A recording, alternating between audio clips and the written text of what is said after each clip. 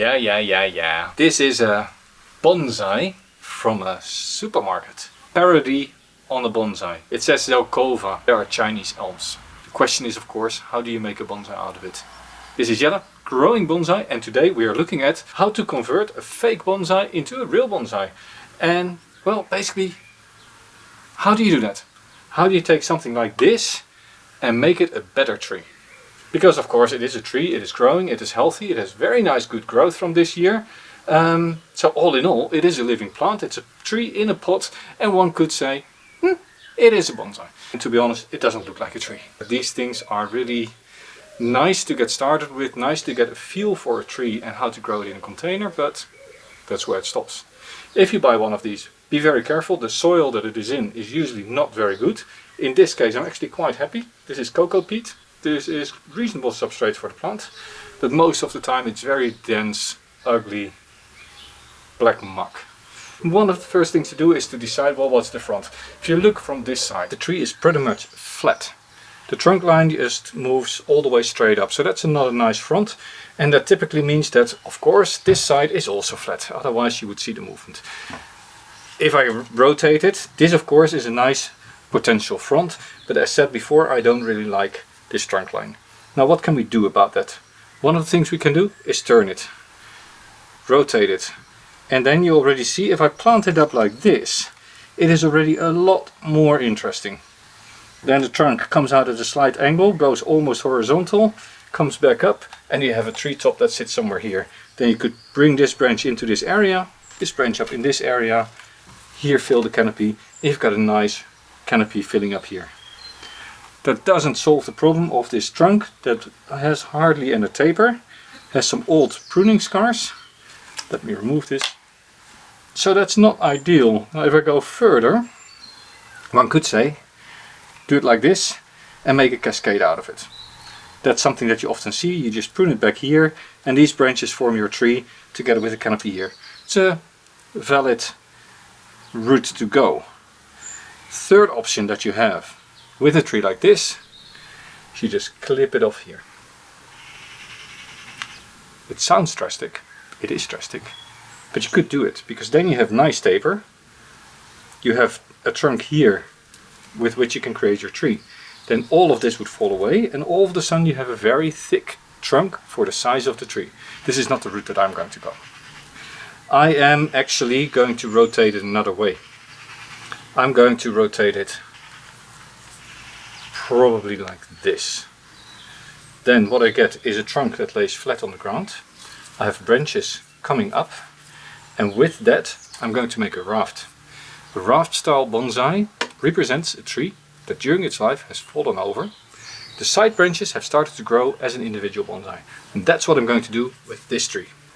This looks nice and flat, and this comes up and then down again, so probably I can plant it best this way onto the ground. Then you need to decide what is going to be the viewing angle. Like now this is the front with the point coming very much towards the viewer, whereas if I flip it around, then here is a deep point that's coming out and coming out of the trunk. So this and this comes to the viewer basically like embracing. So for me this would be the planting angle. To get this started I need to then remove all the growth on this side because this is where I want roots to form. So I'm just going to create a completely flat tree now, removing all the growth that comes in this direction. I know this is a plant of 20-25 euros, and if you've just started off with bonsai, this does feel a little bit odd to just remove everything that grows there, right? I know. These, if you don't have enough trees, can very easily be rooted. Just take cuttings like this, clip them at a leaf, take the bottom 1 or 2 leaves off and stick these into moist substrate. If you have rooting hormone, use it, but these will root in 2, 3, maybe 4 weeks. And the older ones, the older stems also will root very reliably. If you want to know how, look on my channel, there is a video about rooting Ulmus cuttings. I'm not going to repeat the whole process here because I'm now making the raft bonsai. Look, so pretty much all is gone. Don't overthink this part of the process because you're going to have a lot of growing and a lot of pruning ahead of you. Then, having done all this work, it is now the middle of summer. It is actually 2 days after the longest day. So for me, no big root work. You can do a lot of root work, but I don't have to. I'm just going to plant it and then cover it with a bit of substrate so everything can root. And I'm just going to let it grow for a year.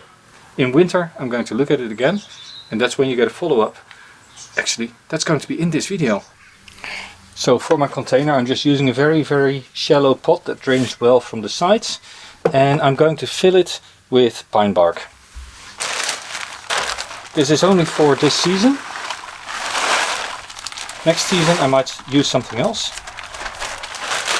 But it is in this very organic material. If I now use something very inorganic here, I run the risk that one side of the root ball stays really wet, the other stays really dry. So basically I want everything the same. Check whether the roots have been tied in. In this case the roots have not been tied in.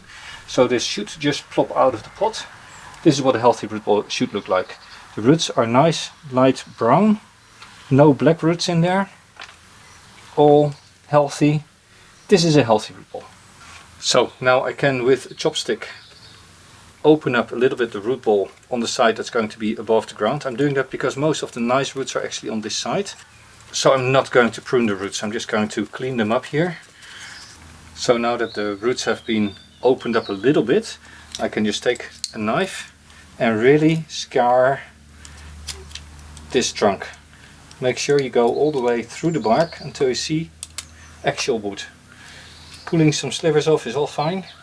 What you're after is roots that grow all along the bottom of this trunk.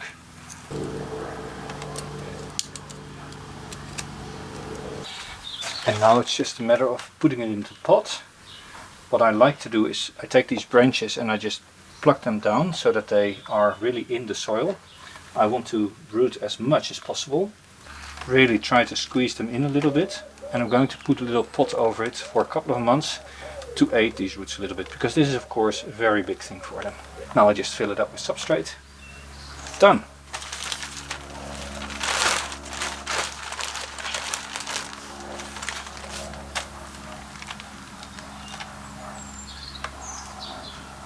Of course, keep in mind that the trunk needs to root, so you have to really keep the trunk as covered as possible. But the rooting only happens if growth occurs, so you need to pull the branches out of the substrate a little bit so that they don't get stuck all the way below ground. Now I take the original pot and I'm just going to plop it over here to protect the root ball for the first couple of weeks. How great are Chinese elms! Will you look at that? It's been 2 weeks, maybe 3. Extension growth everywhere. Oh, a snail, a slug I think actually is the English expression. But even here, if you now look, these roots just continue growing in the air because it's so humid with the pot over it. The slug can go up.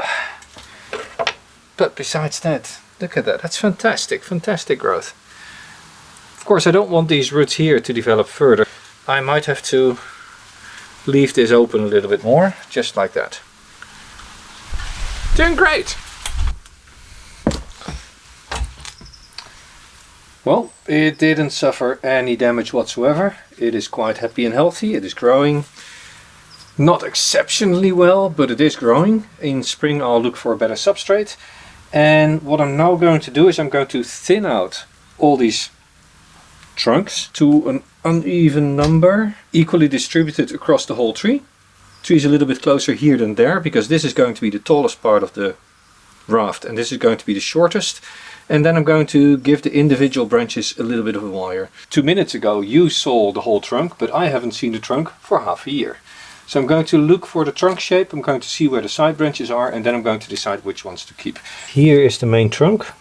It loops back and then comes back to the front here, and then it has a side branch here, it has a side branch there. There's a little side branch coming off here going into all this area. Remove confusing branches, and then I have to clean it up all the way here, but that can be done as I'm wiring it. Then here there's one coming from the bottom, and this one from the bottom I'm going to remove. Just like that. And now I have a fairly cleaned up tree. Another one here from the back. Gone. So now what you can tell, I have wired these branches going all the way to the left. This one has come up a little bit. This one is going a little bit to the right and up, and this is going to go more to the right and up. And because of wind and all those things, I'm just going to prune these back now so they capture less wind. It is a bit of a shame because I am reducing the thickness that I can get out of these branches this year, but overall, long term, it will facilitate my life if I reduce them now. So, basic shape for now, and now it can just go and grow. In winter I'll shelter it a little bit, and in spring I'll look at it again. Early spring, you can see here there's been a little bit of frost damage over winter. This tree did not drop its leaves until December, but it is rebounding. There's lots and lots of new sprouts coming up. Let's take it out of the pot and see whether there's any roots here now along the trunk, and pot it up in a little bit better substrate. Wow, that was easy. So no, there's not a lot of roots. You can see here a lot of scar tissue, but rooting not so much. I guess I have to give it a little bit better substrate than what it has so far. It should be able to root though.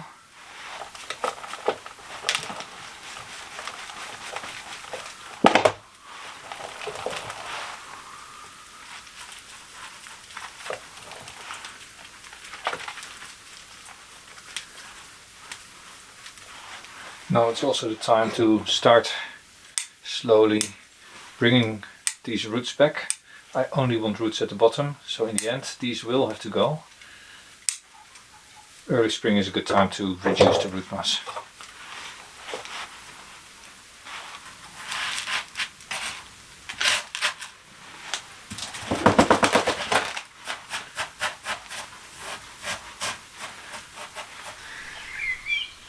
So this spring has been really wet, and all my elms have been eaten by snails. You can see here these sort of branches, all the leaves been chewed away.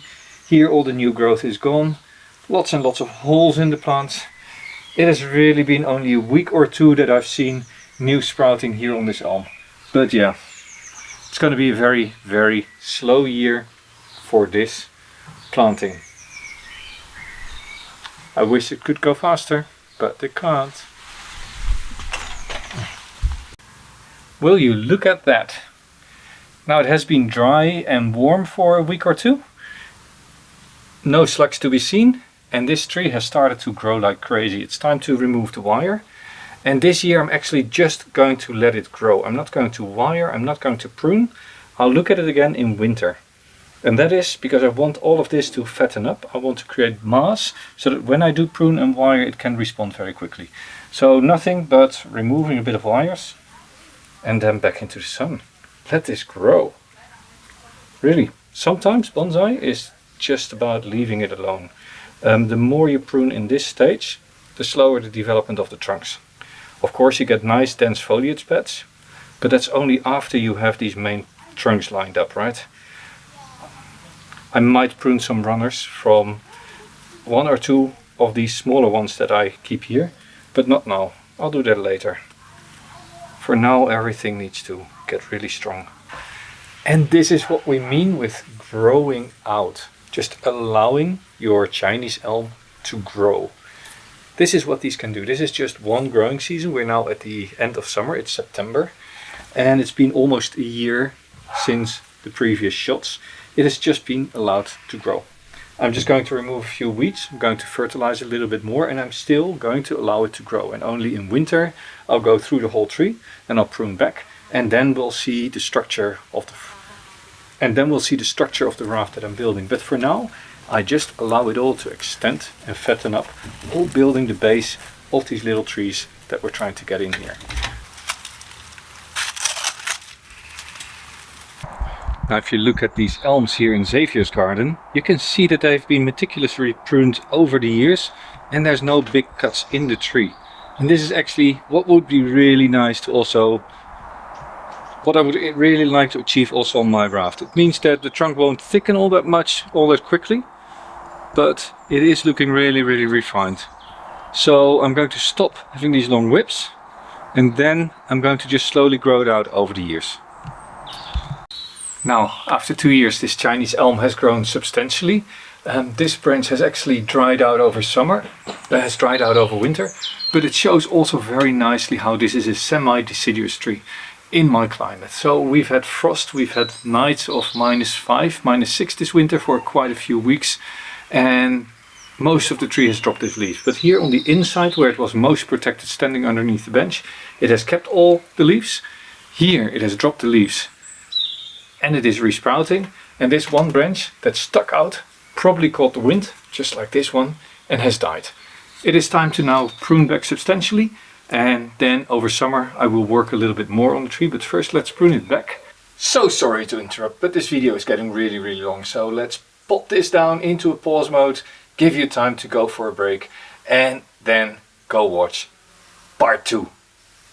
See you then.